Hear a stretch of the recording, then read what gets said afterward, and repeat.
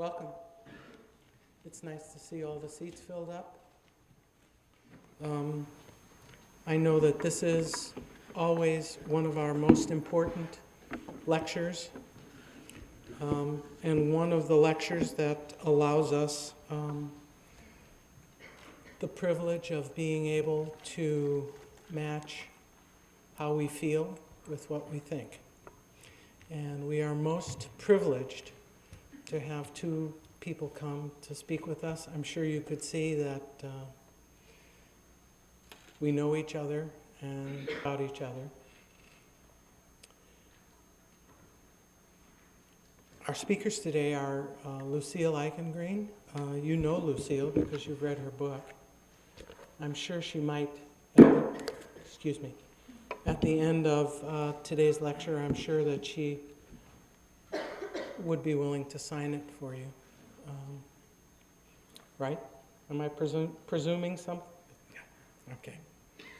One of the other things that I would like to announce is that I've gotten several emails from students who are interested in the Human Rights Club. The Human Rights Club sprang out of the lecture series last year, and students, as I've mentioned to all of you, I think, have been very active in the cause of genocide awareness. And if you are, we're going to pass this around, if you are interested in information or joining the Human Rights Club, if you'll put your name and your email and perhaps a phone number, they'll be able to contact you. Oh. Barbara's reminded me to tell you, or to ask you, to plead with you, to please turn your cell phones off. And your beepers and pagers and other things that make interesting voices.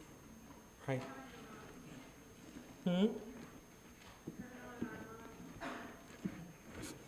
Right.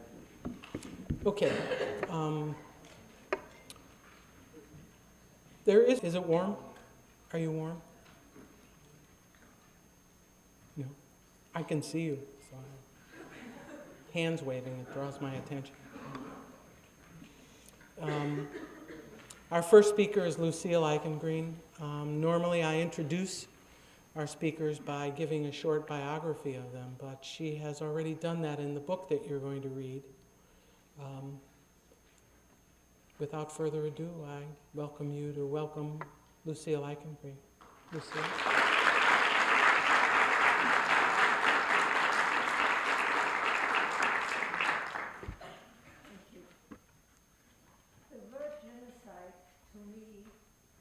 Been unknown, and had I known the word, I had hoped that after the Holocaust this would not be repeated.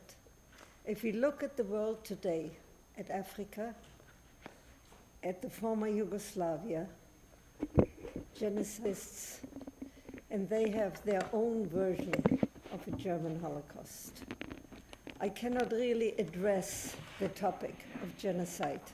I can only tell you of the 12 years of the Hitler government in Germany, which ultimately ended in the Holocaust and in the destruction of more than 6 million Jewish human beings in Germany. And the first I noticed is that the children that normally spoke to us, walked with us, avoided us.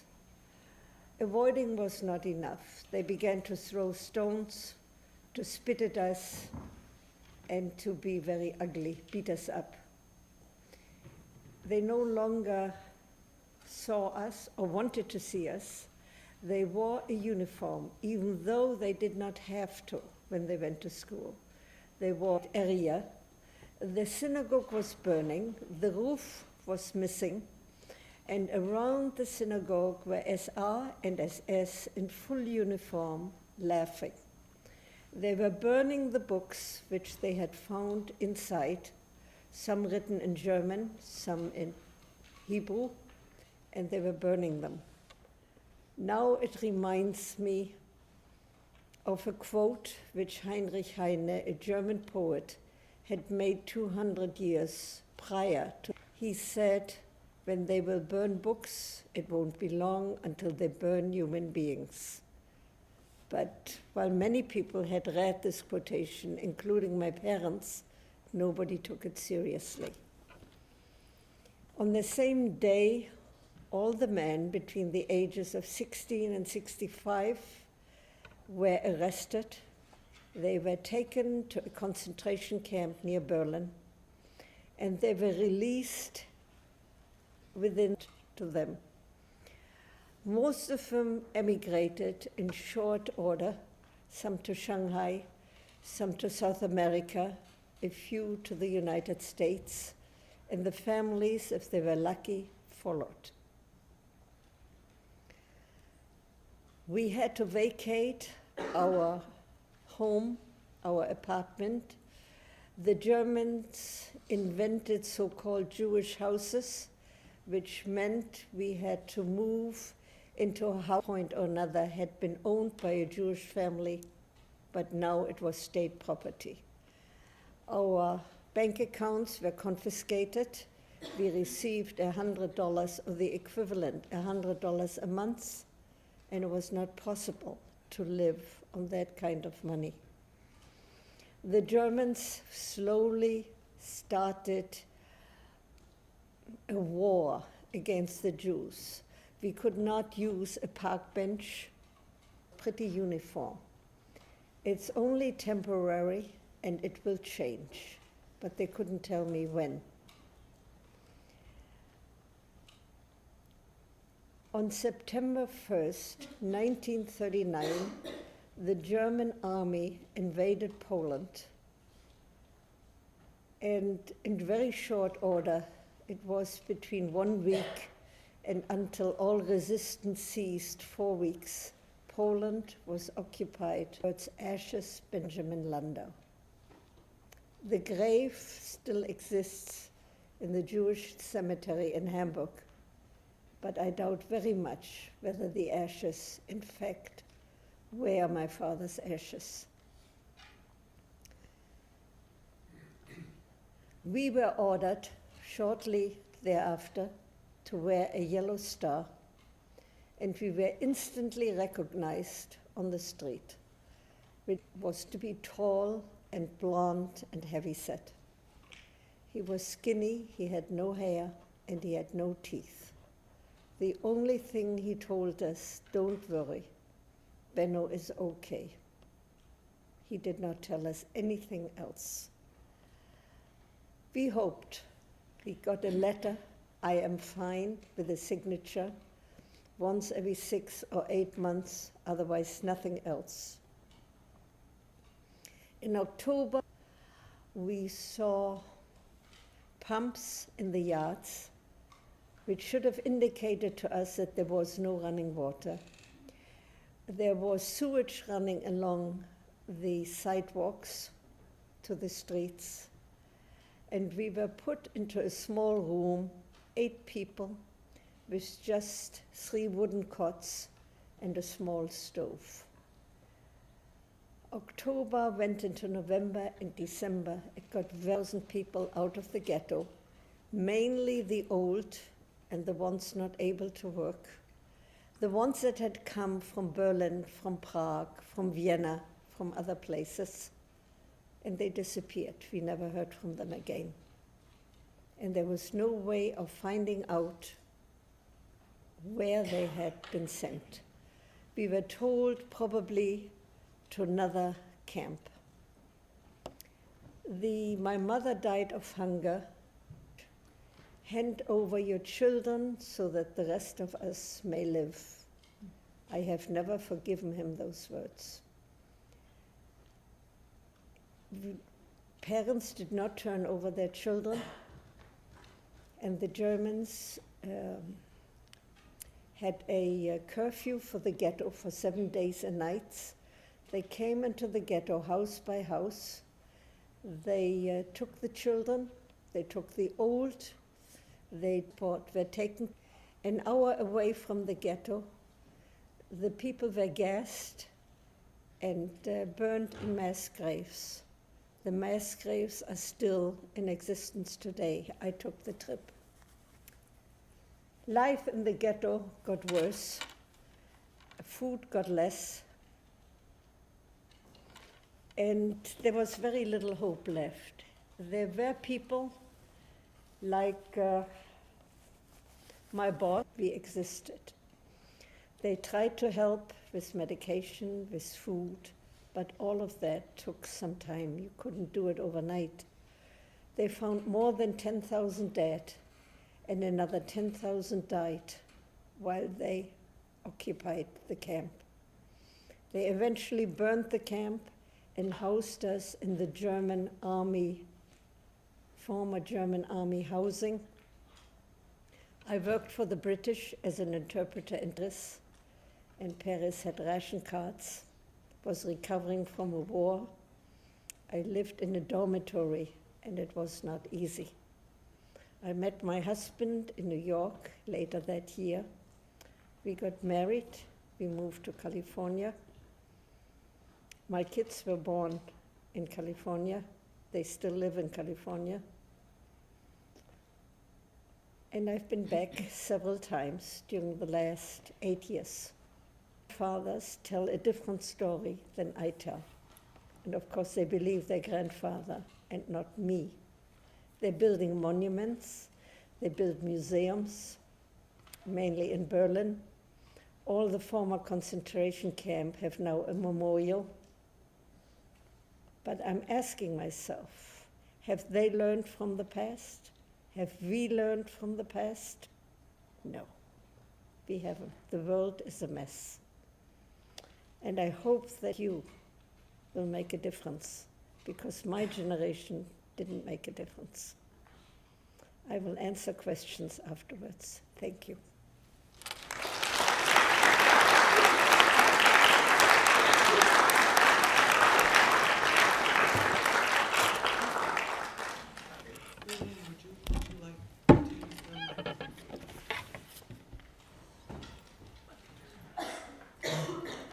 Czechoslovakia was occupied in 1938. After they went through already a lot of problems we didn't even know about. Our house didn't have a radio, we had no electricity, so we couldn't hear the news. The Hungarians occupied us in 1938, and as soon as they came in, they started to, and on top, the proprietor had to stay there and teach them how to manage the store. And when they thought that they knew enough, then they kicked them out and they just took over everything legally.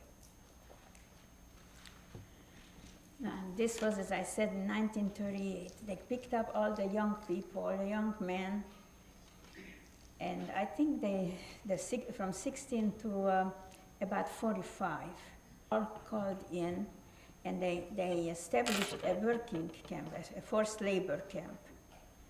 Because before these kids were taken to become soldiers about when they are 19, but now the Jewish kids were all, the Jewish men were all in the labor camp, forced labor camp all over the territory. And they had to dig ditches and build roads and work in mine, whatever was needed, any dirty work, they were forced to do without any compensation. Every now and then they let somebody out, somebody home, and they came and they told us what was happening on the borders, on the Polish borders, how the Jews were being killed, how the big machines came and dug the big hole, and the Jews had to stay around it and strip, and then they were machine gunned into that hole.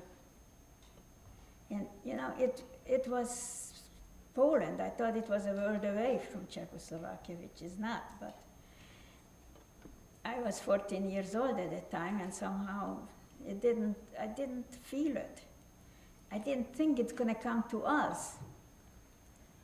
But day after day, something new came up, like turned turned to informers, and they came over, they went to the Nazis, and they were, the Hungarians, and they were telling them about that this was doing this was listening to a radio, this said something against the regime. And they made up things. And the limousines, the black limousines stopped very frequently on the street with a S's, and they just picked up these young people. Two kids were talking or something, there was a reason for them to pick them up and throw them in the limousine, the Gestapo, and took them in, and we never heard from them. And if once in a while somebody came out, then they were so tortured and they were so beaten up that I think they just let them out so that they would intimidate and scare the rest of us. 38, about 40, and we just, a lot of things were happening to me and to my family then. The Hungarians were almost as bad and worse in some cases than the Nazis. So they little by little took everything away from us, material things, and no young people were left at home except the handicapped and the old men and the children. And they were dragging it out. We had no teenage life at all, and if we tried to go someplace, people that were our friends before, they stood up on a box and said, "Jews out." So we went out, and we never went back again. Czechoslovakia was established from different parts of the neighboring countries: Poland, Hungary, Romania,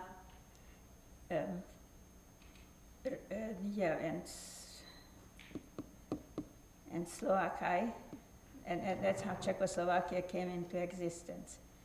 And then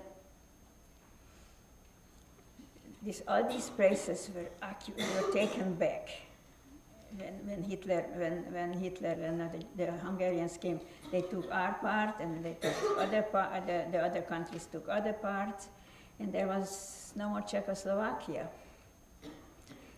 In 1944, see, we were still lucky, because as bad as it was, we didn't have hardly anything to eat.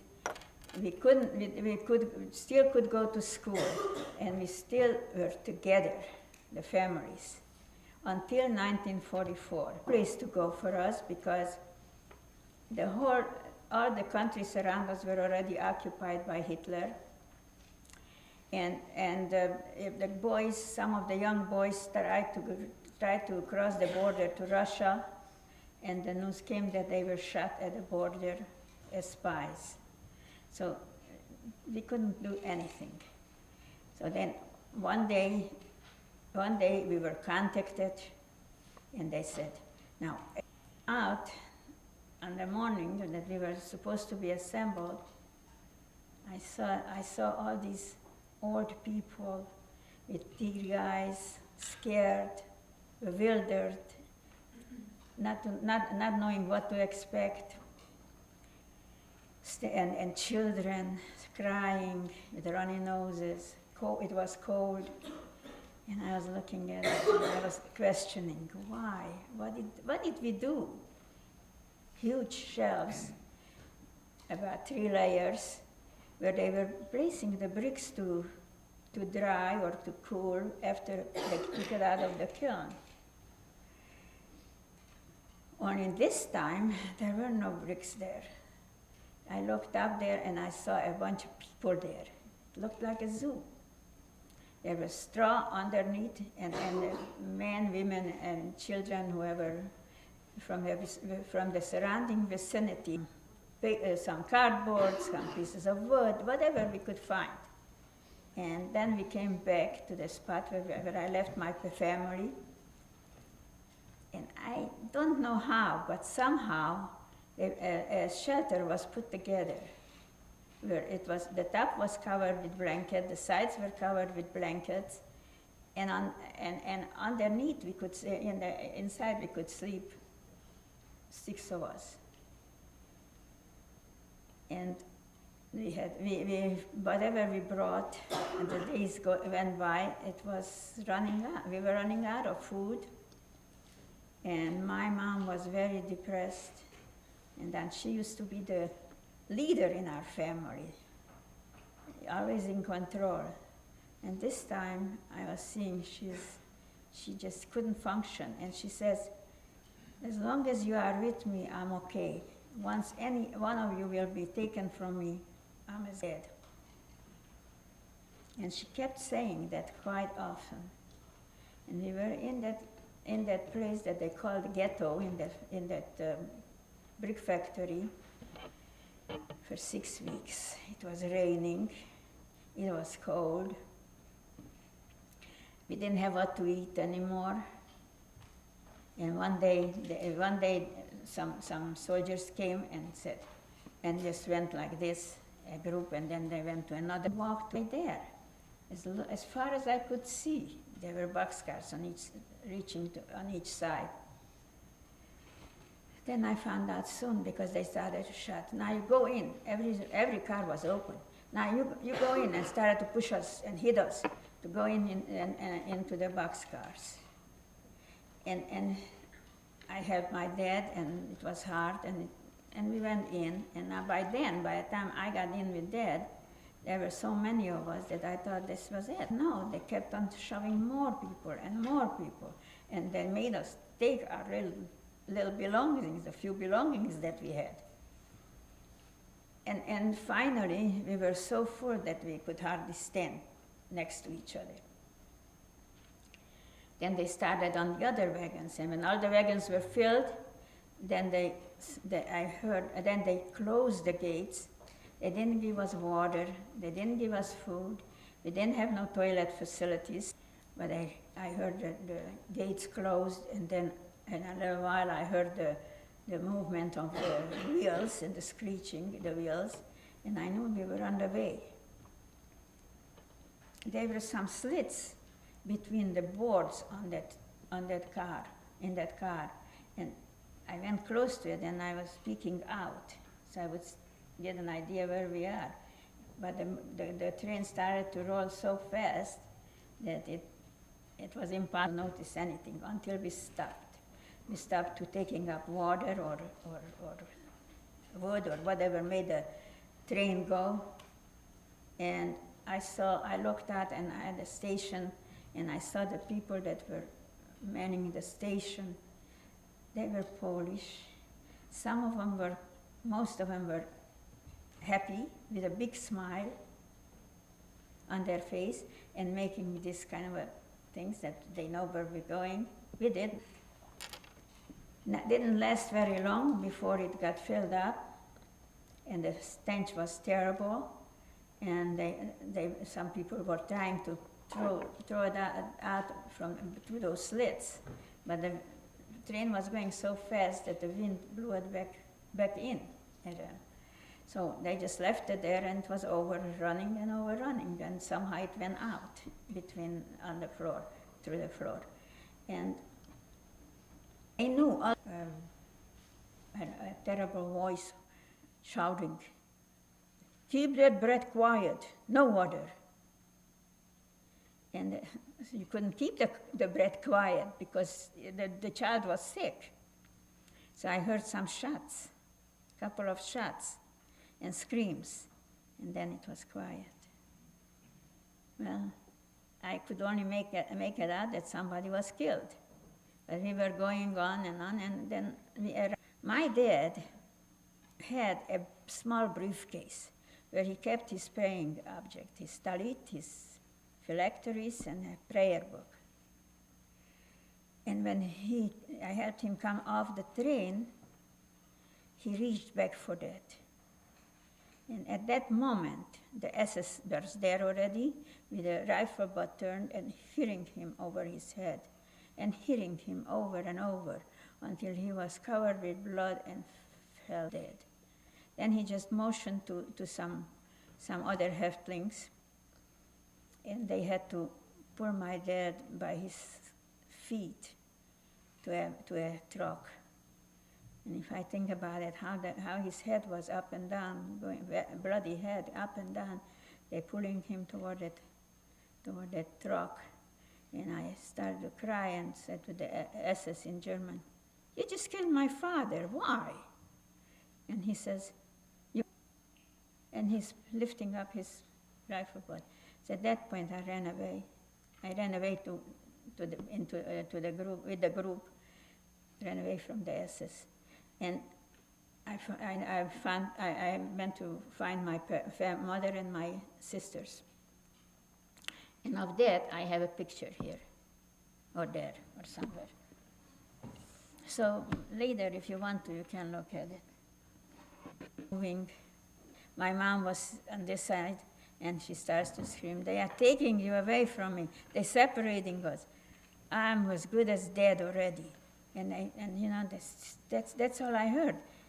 And I had a sister who was pretty tall for her age, and I said, "Renee, pull yourself down a little bit so you would stay with Mom," because then I saw too that the teenagers sort of were taken to one side, and the older and young people were taken to the other side.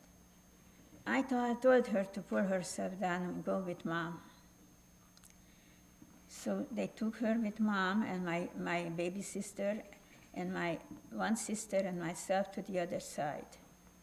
And I just turned around wanting to say goodbye to them or say that everything's going to be all right, because the rumor was started that on the weekends we get together and we see each other. And I wanted to say something to my family, and I looked back and they weren't there anymore. They were shoved very fast around the corner so that we wouldn't see each other. So I didn't even have a chance to say goodbye to my family, and that's the last time I've seen them. Now we were walking, I don't know, I couldn't believe what was happening. It didn't penetrate, I didn't know what to expect. I saw they took everything away from us. They took away my mother with my two younger sisters, and one sister was with me and me walking. And I see a great building in the distance. And the pushing, shoving, and calling us ugly names by the SS was going on and on and on until it just made you crazy. So we come closer to that building until I could see that only 5 people are let in at one time, and there were some steps to go up. And I see 5 people going up, but I didn't see any place people coming out. So when our turn came, we went up the steps, and we came into this big hall, big building, big hall, and I looked down on the floor, and there I saw maybe tons of hair on the floor in all different colors. I couldn't figure out where it came from, but I didn't have to wonder too long, because there were about 5 SS men standing there laughing and hollering, "Take everything off, take everything off." And I was waiting. I'm not going to undress in front of the man. So I was waiting for them to leave, which they didn't. And then their helpers, there were some girls that were there already, like the Polish girls were there already for many years in that camp. And now they helped the Germans. They had to help the Germans. So they came and grabbed me by my coat and pulled it off of me, pulled my clothes off of me until I was naked, and then she pushed me into a chair. And then she came with a shaver and started to shave my head. And then I started to cry. "What are you doing?" "Shh, be quiet, be quiet, be quiet." And they shaved my head, and I'm standing there naked. It shaved all the hair of my body too. And they gave me a piece of soap they called it soap, it was like a rock. And said, "Now go into that other room, the next room." I came in there, and my sister followed me, and we looked at each other, and we started to cry. We didn't see ourselves, but when we looked at each other, we could imagine how we looked. Ourselves. I have to have a little water. Excuse me.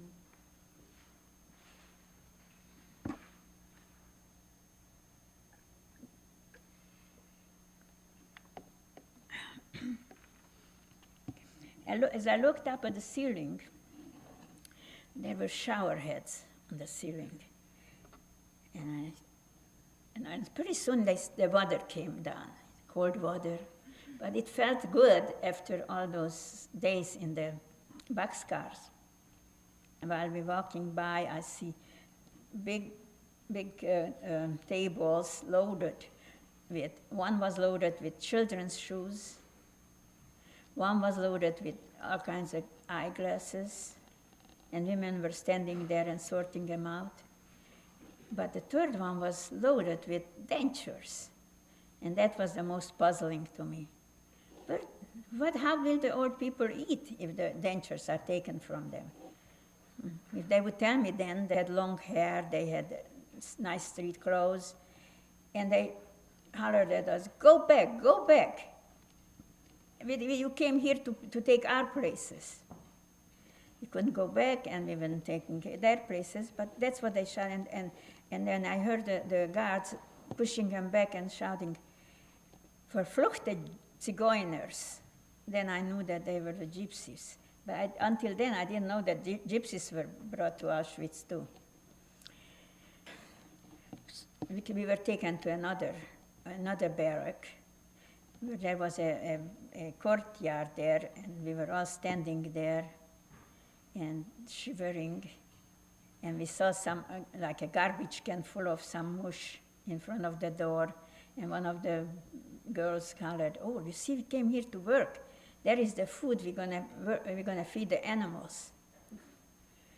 And I'm looking up, and I see a small window, like a glass pane, which pictured all our naked heads, our shaved heads. And I looked up, and I couldn't find myself. And I went like this, and then that's how I found which monkey was I, because we all looked like monkeys. And then the crying came again. And then finally a woman came out of the barrack and said, "Now, my name is Edith, and I'm a Thursday, block supervisor." And she was in charge of us. And she had about 10 or 12 Stummendiensts, that she called, helpers. And she says, if you don't do what you have to do, they can beat you up too. And they did. We come into the door, to the gate. They let us in 5 at a time again. And I looked in, and I saw there beds, five decks, and had long, big ones, so that 5 people could had room to lay there, to sleep on it. It was dirty, it was hard. They gave us a blanket, and they said, "Now go lay down." We didn't want to eat. A few minutes later, they bring in that garbage can, and anything. And when we came out to the gate, the Burkeltester came out, the block supervisor, and says, "Where do you think you're going?" And he says, "We want to see our family." And she says, "You can't. And what are you complaining about? I was here already for 4 years building this for you. And you were at home eating, by the fireplace, eating the goose livers." So, and she was hating that we really came later. So they chased us back to the bed, and a few minutes later, we were all there again, more determined that we're not going to let them push us back. And then she comes out, "So, you want to see your family?" We said yes, and we thought that she's going to now take us to our families. She opened the gate. I noticed it was dark outside, but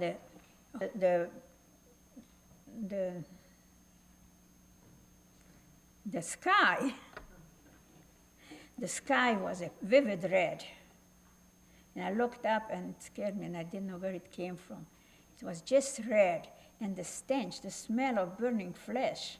Now that was strange to me too, but it was horrible. It made you sick. And then she says, "You want to see your family? There they are burning." And she said that. We believed her. We started to cry. We didn't know how it happened, but we believed her that our families are gone. And then we went back to bed, and we cried. I cried all night. I didn't even know where did I get so many tears, but I was just crying, and it was just coming. And didn't solve anything. But the next one, like a bench, and you sit on it and eliminate it, and had to be very careful not to lose your balance. So you got off, you were looking for paper, you were looking for water, there was nothing there. So you went back and they were serving you coffee. Some black water. I never drank coffee, so I didn't even know how it should have tasted, but it didn't taste like coffee. But it was hot, and we drank it, and then we didn't have too much to do there, because we just came in, and they didn't prepare any work for us at the first couple days. But they gave us some buckets of some white powder. It says that it was to disinfect, and we had to spread all over the place, and it was choking us. We didn't know what to expect. Now we know that our people are dead. My sister and I, we were crying. They said, "Break these rocks into powder." Those rocks couldn't break with those little hammers. They jumped up. Hit us in the face, hit somebody else in the face, but we couldn't do nothing with it. So that's just to show us that we can do anything, to degrade us. They expected us to do something that was impossible, and then we didn't get nowhere, so that's that. The intimidation, even now. How much time? No more? All right, then I will just I have to tell you, you didn't speak about it for a long time, and somehow it's not easy, because I relive everything I say, and it makes me shake. So next time I'll be better. Thank you for listening, and I hope that the anger and the hate that those Germans had will not be in your lives, or if it comes, if you're angry, if you want to hate somebody or something, talk to somebody, talk it out. Or if you see some group is attacking some person because he's black or he's brown or he's purple or whatever, help him. Look at it and say, that shouldn't be. Don't say that, well, it's not my problem, it's not my thing, and I walk away. No, call somebody, call the police, and after that make sure if there is ambulance needed, call them. And just make sure that you remember the perpetrators, the ones that were attacking those people. And that's the only way you're going to stop. And I wouldn't go back again. That's not home anymore. And like somebody asked me before, could you forgive or forget what they did to you? Well, that's a question that younger people were asking me, and I had to tell them, I didn't forget, and I can't forgive them for murdering my father so brutally in front of me. After finishing your book, you talked about how you're trying to get out and arranging marriage with your cousin, and they denied you because you were a Polish Jew. After the war, were German Jews More privileged? yeah, than Polish Jews? Why was that? Oh, she's hoping, she wants to know whether after the war there was, And they said, we don't want a German Jew. All right. It still exists, believe me. the whole issue of intra-group prejudice. It is stupid, but it exists. Right. Yes? This is for Mrs. pardon me, Eichengreen. It seems in your book that many of the German officers and SS officers that you ran into after your experience essentially denied any involvement. Yes, Tanya? I was touched by your speaking, thank you for coming today. But I wanted to ask what you both feel about Israel and the conflict that is going on and is ongoing with Palestine and the violence that occurs there every day. I'm not a political scientist. My son is. I'm not. I will be in Israel. Would address the question that was asked about Israel and Palestine. Okay, yes. The gentleman would like to know whether you will address the question that was asked about Israel. I didn't And hear Palestine. the question. Hmm? I didn't hear the question. You had thoughts about about the difficulties in Israel and Palestine today. You wanted to share. I don't The understand. question is whether you would like to address the difficulties that are happening. And it was, We're working. no. I was working, but I didn't survive because of that. I survived because God wanted me to, and like I said, created for myself something to live for. Many times I felt that I would be better off just to jump against the fence, which would burn me up immediately. But I created a fantasy that my mom is waiting there for Friends.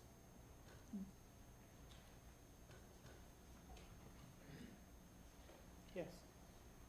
If you could face some of your oppressors, like if you have one person in mind during your experience, do you know what you would say to them? Would you want to confront them and say something to them? If you had the opportunity? The question is whether, if you had the opportunity to face one of your oppressors, I did not recognize the faces. you wouldn't recognize the faces. I would It's like a blur. immediately. Immediately. Bonnie? What were your thoughts of God when you were in the Hanson together? What were your thoughts of God? Lillian? At one time, when I got beaten up on Yom Kippur because we were keep Yom Kippur at work, and couple found out about it because we had the quota together at work, and she beat me up, and a few other girls beat me up on the head terribly. That I didn't think, what did I did wrong? What was I doing wrong? We were skinny like just skin and bone, and yet I never did it home. In my adulthood, I never had a kosher home or anything because I believe in God, and God is walking with me, and I always feel that I'm helped by God. With all the tragedies I had, I still believe in God. I have faith now, and I'm a fairly religious person. You might want to come up and take a look at Lillian's display, and she's got an article that was printed about her in the Press Democrat when she had her bat mitzvah or her religious confirmation just 2 years ago, 2 right? years ago, and I was 80 years old. Yeah. Lucille, would you like to respond? I was brought up Orthodox, and I spent more than 4 years in concentration camps. To persuade your sons or daughters to get a bar bat mitzvah or to practice Judaism, or was it just left up to them? Did you encourage your children? to have religious education? To my regret, I didn't enough when they were young. Because that time I was working and I was working for a survivor. When his distant family, cousins, aunt, and uncles said, "We don't need a girl from the camps and we don't need a Polish Jew." I've never forgiven that. There was no social worker, there was no psychiatric care, there was nothing. My father had a friend from home way back who was a psychiatrist in New York. He found me and he said, "Come into the office." I did, and he wanted to hear about the past. And then he said, "How can I help you?" I said, "I don't know. I work in a factory. I haven't finished my education. I don't know how you can help me." He said, "Well, when you find out, let me know." And that was the last time I saw him. So I had to do it more or less by myself. I have a very good family. I had a very good husband. I have 2 very good sons out. But we are all damaged. It's just a matter of degree. It doesn't seem obvious when you look at us, but there is damage. And there are people now, 80, 90 years old, who seek psychiatric care in Berkeley. They never had any help. And that I find very, very sad.